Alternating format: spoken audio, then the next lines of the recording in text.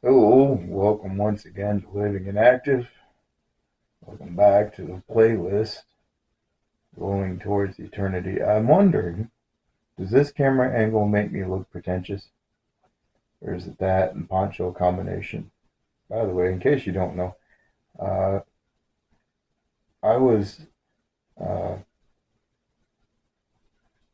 very fortunate and grateful a couple years ago uh, for the idea to crochet uh,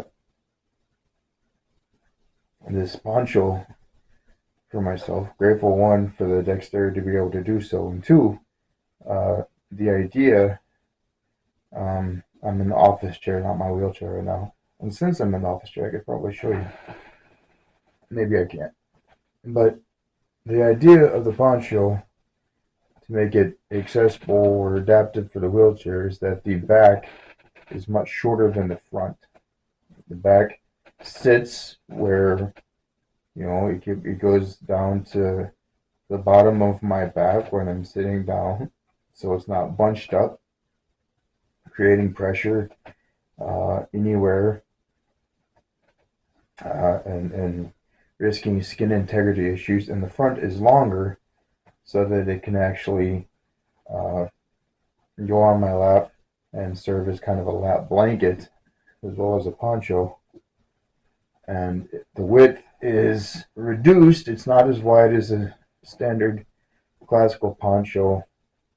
It's so that I can tuck the sides under my legs around my lap without having a whole bunch of spillover into the wheels and wheel locks and everything else.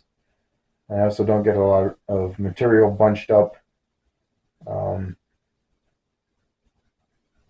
what I normally do is I'll make sure the back is straightened out fairly well, and then I'll, underneath the front of the poncho, I'll take my seat belt, and yes, I have seat belts on both of my wheelchairs, otherwise I fall out of them. Um, I'll take my seat belt and I'll smooth everything around, and I'll fasten my seat belt underneath the front of the poncho, and I'll pull it tight and make sure I'm adjusted properly in the wheelchair, and then I'll get the front of the poncho um, situated the way it needs to be. This is crochet. I think I already said that, but this is made of acrylic yarn. This won't do much good outside for anything other than like mid-fall. Uh, for an outdoor uh, version of this, I would have to, and I'm probably going to sometime soon, now that I have my stock built up again. I'll probably make one out of wool, um, and that will be something that would be good outside in terms of keeping warm and dry. If it's cold and wet or whatever else, it'd be better suited for that than this. This is an acrylic yarn, so it would be better suited for if it gets chilly inside, like if you don't want to run your heat, um, so that you have the standard room temperature. If you're okay with keeping your indoors a little bit cooler to save on energy costs or whatever, you just put on more clothes when you get cold, whatever. Um, you have body temperature regulation issues like most people's spinal cord injuries do. This is great for it because, like I said, it's got a decent weight to it. It's acrylic or whatever, so if you spill something on it, like when you're eating, it'll wash easily. You can machine wash it, but it doesn't felt. So all of these little air holes that are in it stay open. They don't close. So it'll keep you from overheating, especially if you keep the neck nice and open. And you can keep the hood kind of up if you need to. Um, I haven't checked to see if the neck stabilizer fits inside the hood. I don't think it will. I think I'd have to make. Um, I think I'll have to try one with the hood big enough to actually stick the neck stabilizer inside of it, have it come down, um, and I could actually go out and about camouflaged in public with just this part of the neck stabilizer, the head neck stabilizer showing through the neckline of the poncho, and then the rest of it kind of concealed in uh, the folds of the hood, which would be fantastic. And I could actually go out in public, stay out in public longer. Um, because right now it's a self-conscious thing, um, and I know that it's self-consciousness is pride that I don't cruise around, or right now I don't cruise around because the ghost stick is broken. But after I get it fixed, uh, plus it's hot. It's a very, very warm device. It does not allow for any breathing around the neck, whatever, so it's best not to wear it outside in summer. Um, I just got it this year, so I'll see how it does in winter. But if I can get out and about on the ghost stick for longer periods with the neck stabilizer, I'll probably do that. Um, so yeah, speaking of crochet crafts and stuff like that, I've gone through the last few days. I had a project in mind to make one scarf on the loom, which is complete, and I posted a picture of it. Crochet one scarf, which I've started, and to knit one scarf, get them all finished up or whatever, and then donate them. Um, I had originally wanted to do the woven scarf, then the knit scarf, then the crocheted scarf. Uh, and I started the knit scarf twice last night. It's now 2:30 in the morning, in case you didn't hear the chime. Um, but uh, I thought, for some reason, I thought that knitting would be harder, that crocheting would be harder for me to do with my two haffa hands, as progressed as they are, than knitting would be. So I wanted to do the knitting first because I felt more confident for some reason in being able to get that done. And then I wanted to tackle crochet. I thought crochet was the big challenge. Come to find out, my style of crochet, the technique that I use to actually crochet the pieces that I make, only uses the haffa hands. So I don't fatigue on the haffa hands that aren't functioning or whatever that cause me problems. Everything is contained in this area right here. Every single tiny little movement from just the way I learned how to crochet and the way I made this thousands and thousands and thousands of repetitions over. Um, it's all already contained here in this half of my hands, the half of my haffa hands that actually pretty regularly do what I ask them to. Knitting, on the other hand, doesn't stay contained inside that region. Uh, I've discovered, especially on purl stitches, some of you may know what I'm talking about, some of you may not, but um, I run into problems very quickly. Um, First of all, I fatigue within the first couple of rows, and then I can't I lose all coordination, and I can't. I really have trouble making even a single stitch.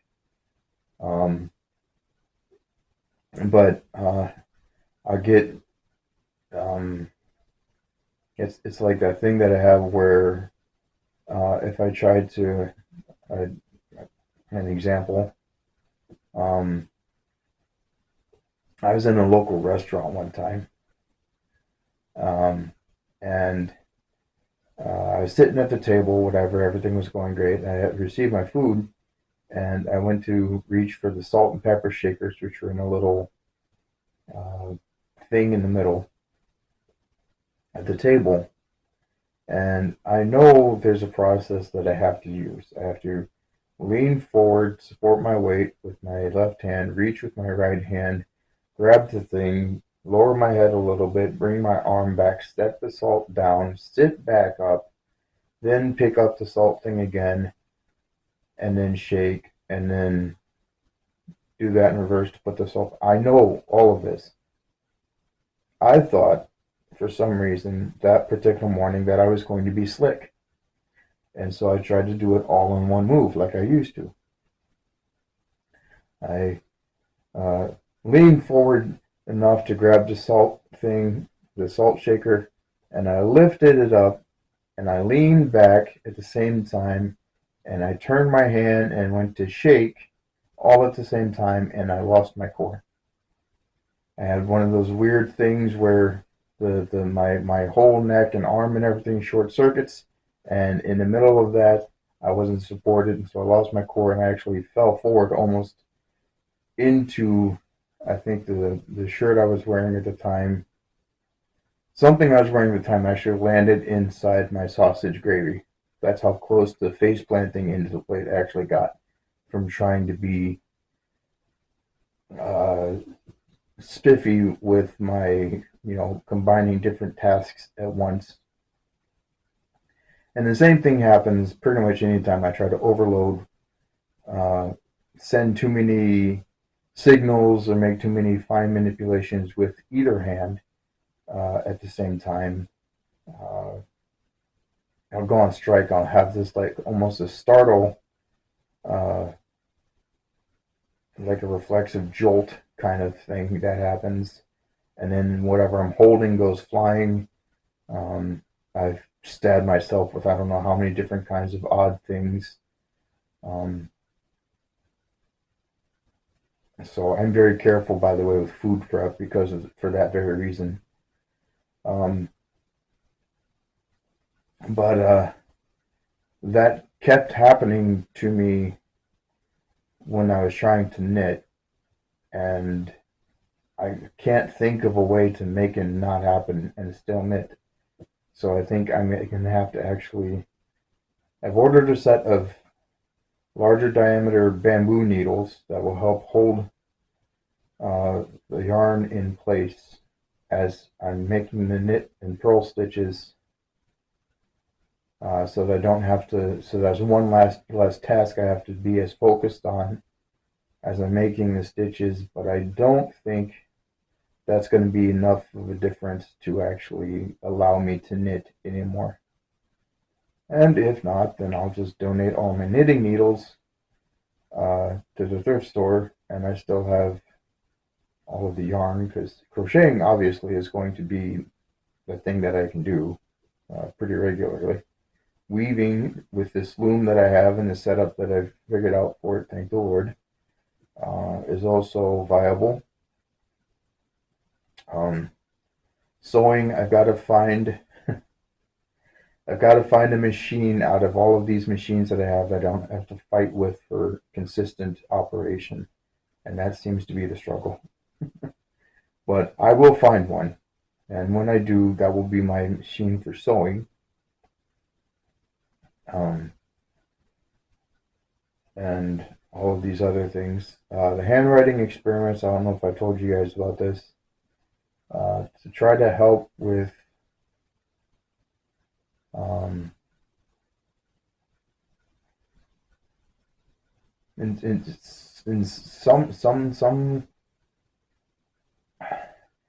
some aspects, this is kind of memory care as well as doing what I can to retain what dexterity I have. But I started writing in a couple journals by hand. One is just a regular journal, and another one is like a shop journal for Mottle's new machine, or whatever.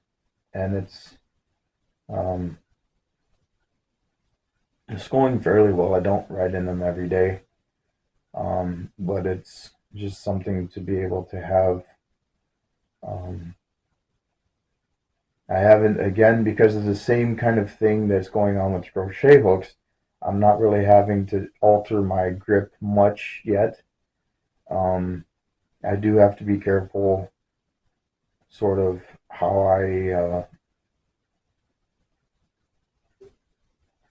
have to sort of slow down. I have to force myself to write slower, for that same reason, not overloading the signals I'm sending to my arm.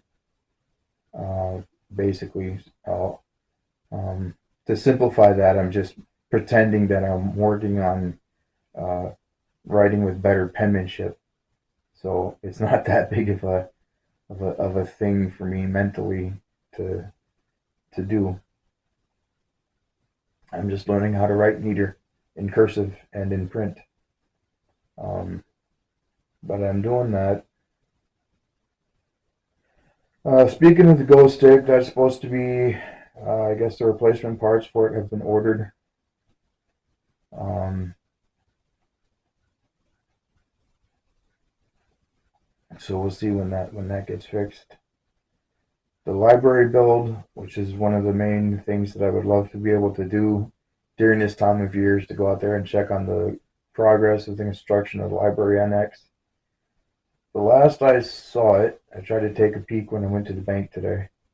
The last I saw it, the footings have all been poured, um, and I think they're building up the formwork for the first.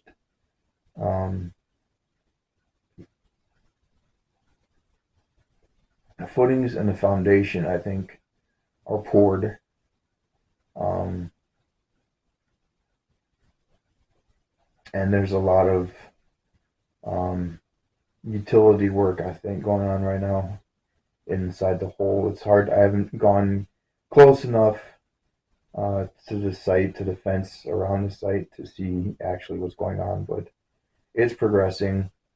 The library staff, I talked to them because they now have, oddly enough, their temporary uh, base of operation is in an old clinic that has a wheelchair ramp, um, that I can actually get into. So now that the main library isn't operational anymore and they've had to go to a satellite temporary office, I can now actually go to the library.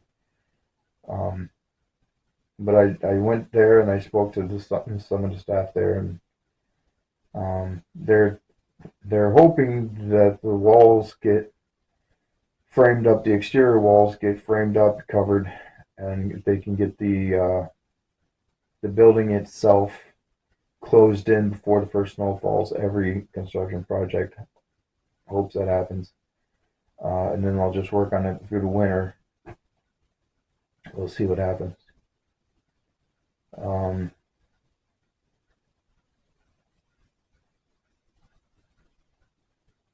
yeah. So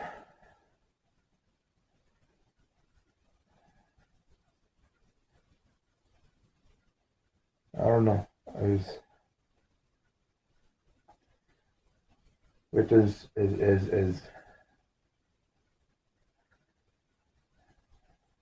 which is crazy is getting. As very close as we are to. I mean, there's no daylight now in between what's going on and, you know, the portrait painted by prophecy of what the world's gonna look like, be like, operate as in the end. There's zero daylight now. We no longer have to. I've said this before. We no longer have to worry how we get to there from here because we're there. Um,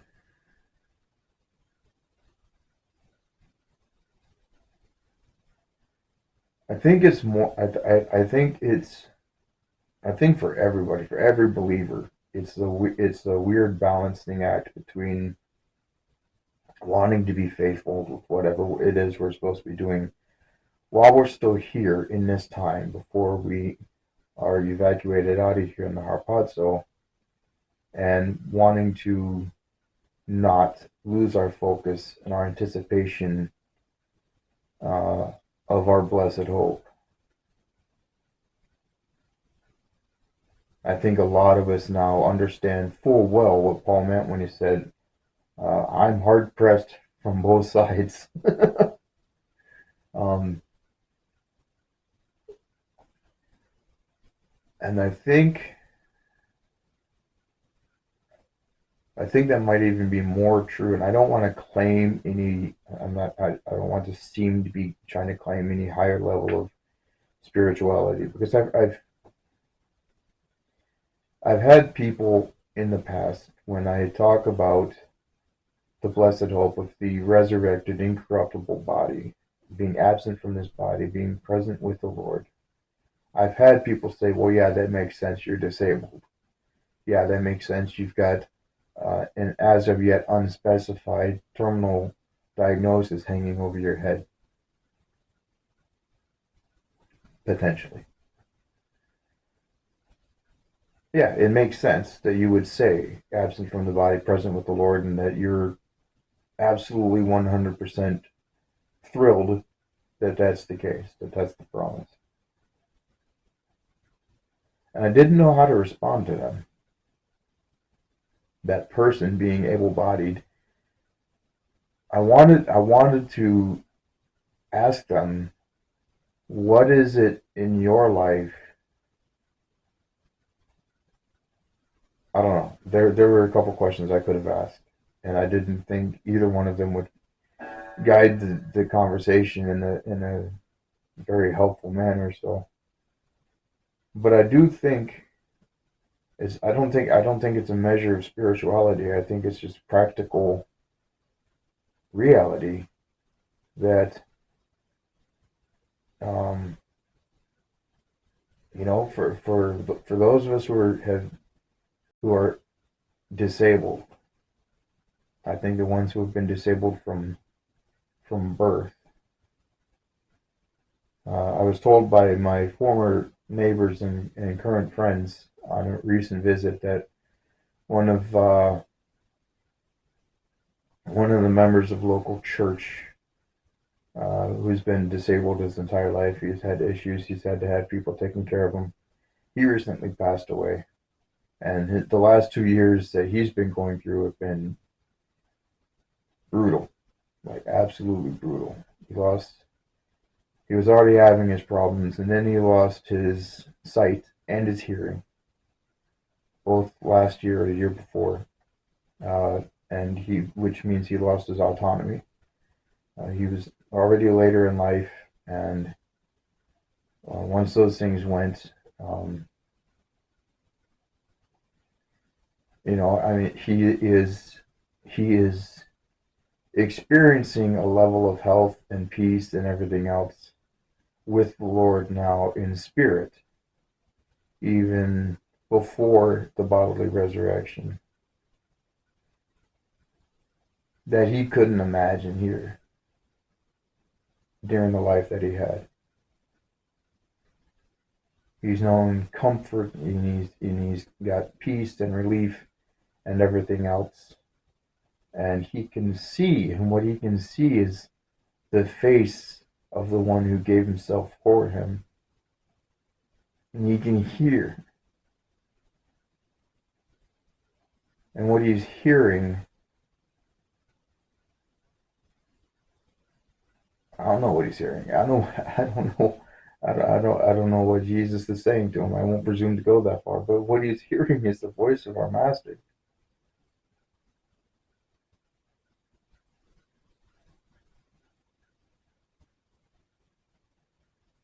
Those who have been made disabled later in life, who remember what it's like to be able to do the things that you can't do anymore when you're disabled. Doesn't matter what function you lose. If you had it and then you lose it, that doesn't ever really go away. That realization, that the fact of that sense of loss doesn't really go away. Um,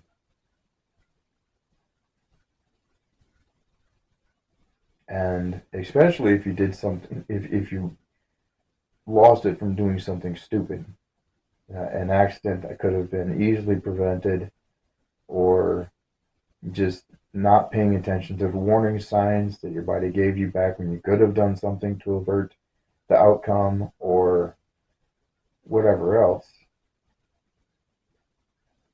But it's, people are like, well, wouldn't you want to be healed? And I said, well, one day I will be healed physically. I will be physically, bodily healed. I 100% know. It's not even belief. I know. I'm confident in the fact that at some point, Jesus is going to heal, restore what I'm lacking now in my mobility. My health is going to be shot back up to 100% for eternity. I don't need to think that there's a possibility it could happen in this life. I don't need to, because I know that it is going to once I'm absent from this body.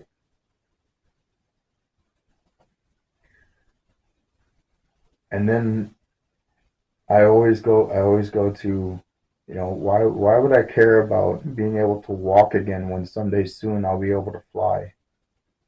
You know, if our bodies can do the things that Jesus's body did after he was resurrected, walls mean nothing, locked doors mean nothing, gravity means nothing. Why would I care about relearning how to regaining the ability to stand and walk? I've done that. There's no mystery in that for me. I don't know. I hope what I'm saying isn't so jumbled up and sounding. I hope I don't. No one thinks that I'm condescending towards them, or I'm taking on a tone of "oh poor me," or you know. That's not the point of this. The point is sort of like the last video. It's like my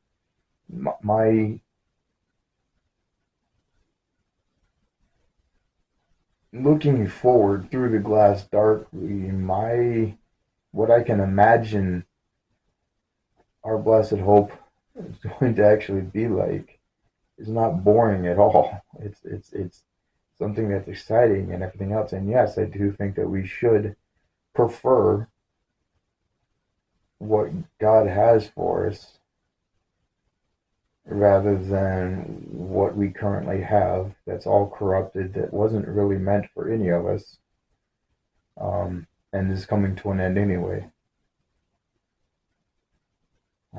So, I don't know. Um, I don't really know if there's a point to this video. I just wanted to put on my hat and my poncho. I've been wearing my poncho. I'm glad for the cooler weather, because I missed wearing the poncho. I like tooling around the apartment in it, my living space. Uh, it actually helps me.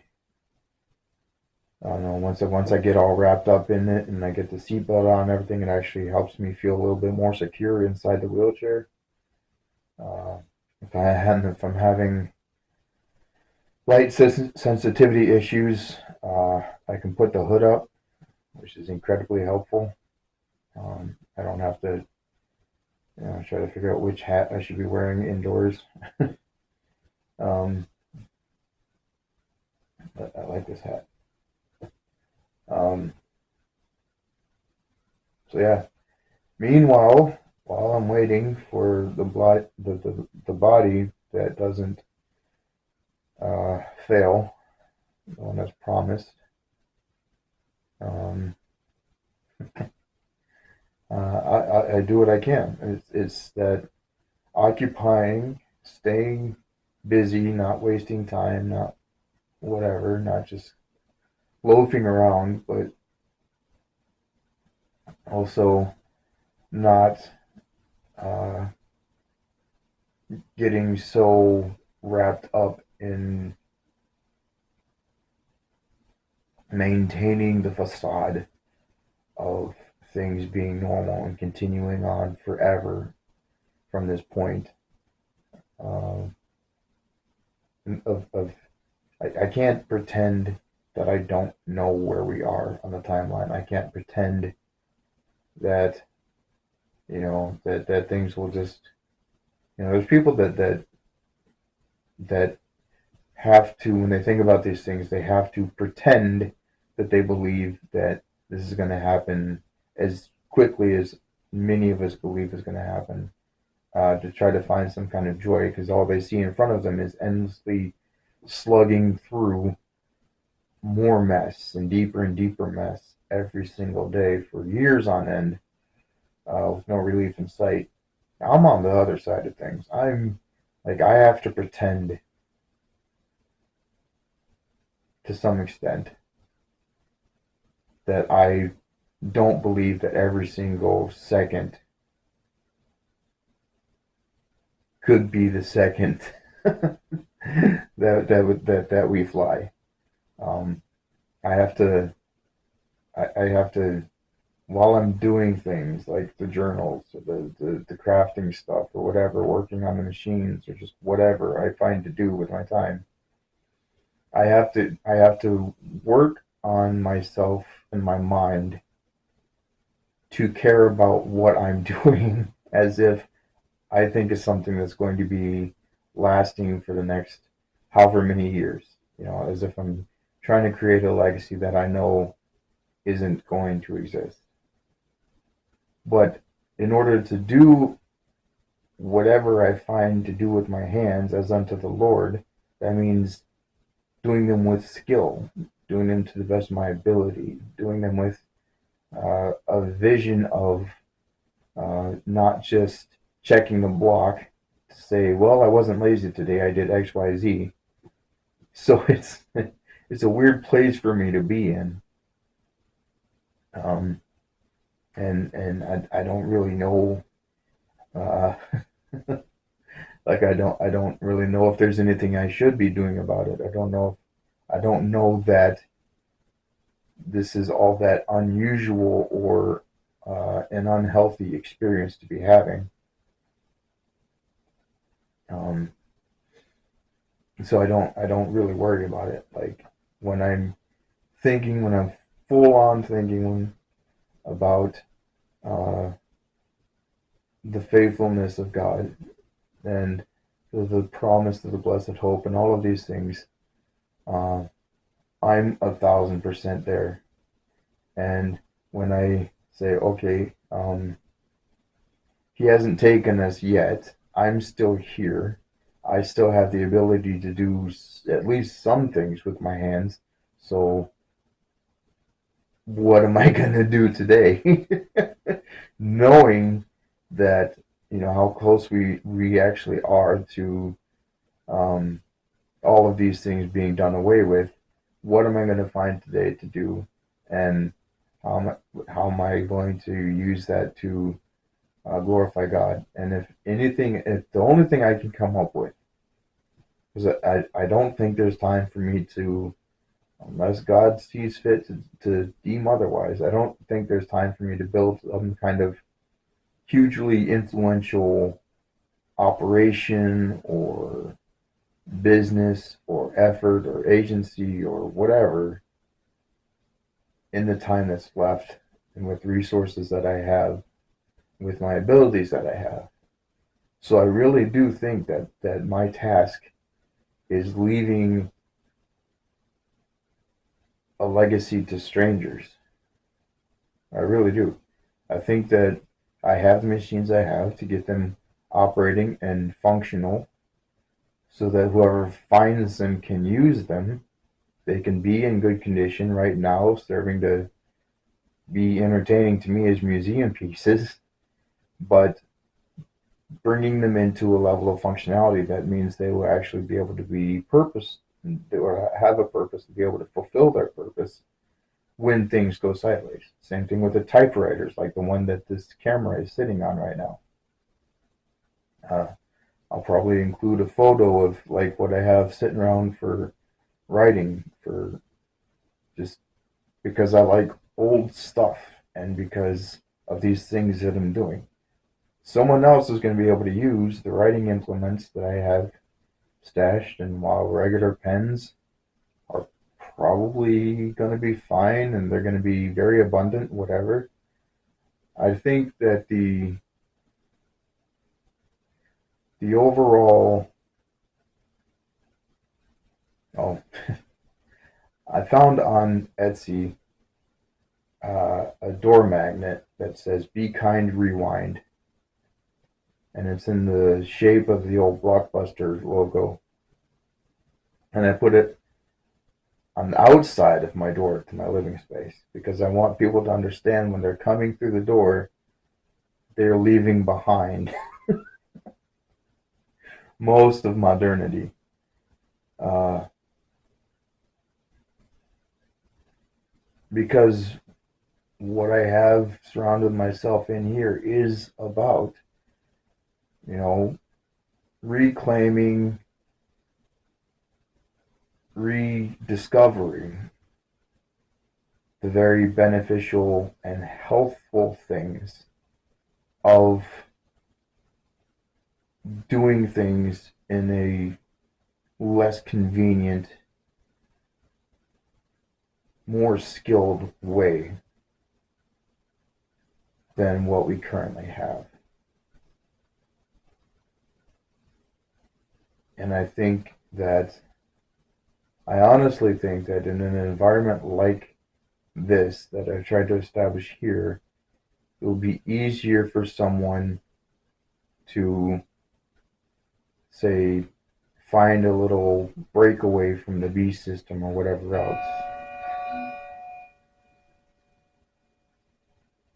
Apparently it's 2 o'clock. So I lied before, it was 1:30, now it's 2 o'clock a.m. Did not mean to mislead. But anyway, so that's the thing. Let me reach over here real quick. I'm going to do a limited number of things and send a limited number of commands to my upper body at one time.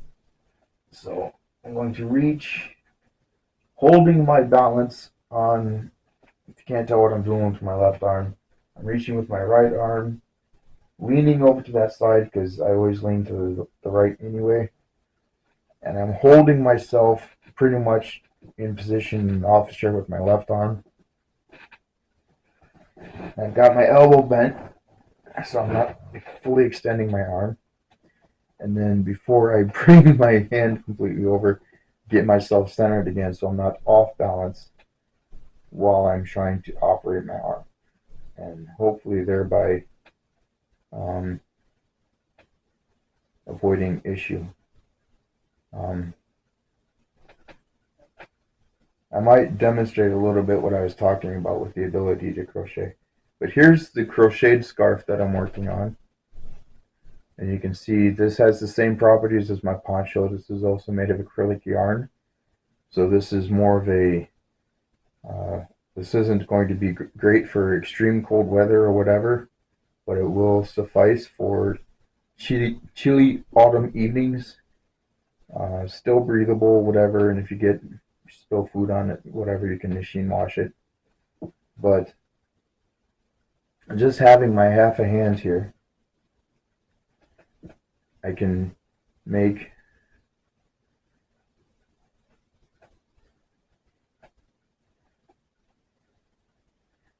there we go. I don't know if you can see this.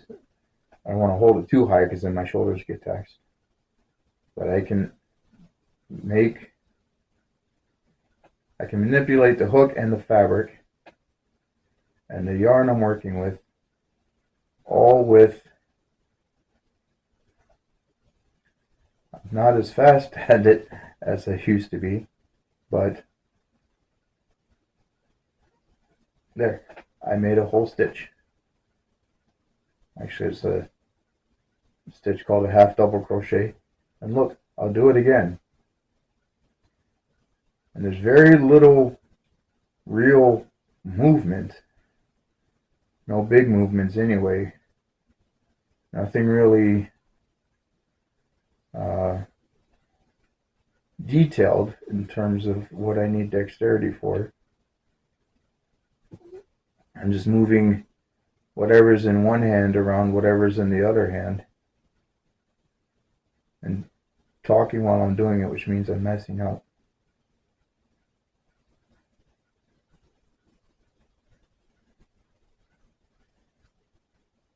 So I can do this fairly well.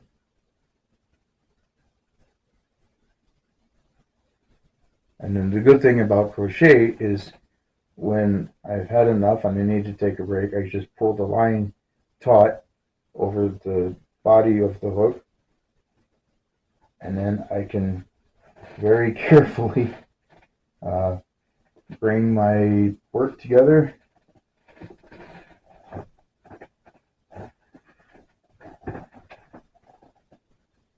and set it down. As long as the yarn is tight enough on the hook, I don't have to worry about it coming out and the thing unraveling. So there we go. I didn't add enough steps to that, I guess. And because it is 2:30 in the morning and this is already almost a full two-part video for whatever, I'm gonna let this be the end of the video. By the way, the panda bear that you see in the, I had to include it, the panda bear you see in the thumbnail is, it's a Goodwill.com find. Again, Etsy, Goodwill. Nobody's sponsoring these videos at all, ever. But I'd gotten the basket it's in is a hanging flower pot that I crocheted 3 years ago, whatever. When I had first moved into when I had first moved into this town in the first apartment I had here. But I had a vine in it. I couldn't bring the vine in. And so I found a little stuffed panda bear to hang out in the basket because I didn't want to throw the basket away. So that's what you're seeing. The cold, unwavering glare of panda at the back of my head as I do whatever I'm doing in the workroom. So since I turned around and saw him actually glaring at me, I figured I'd give a shot of it, and he can glare at you guys now too. So until next time, if there is a next time, and there might not be, remember, without faith it is impossible to please God, because those who come to God must believe that He is, and that He is a rewarder of those who seek Him. So let us be seeking Him, because, brothers and sisters, I'm here to tell you, pretty soon He's going to come looking for us.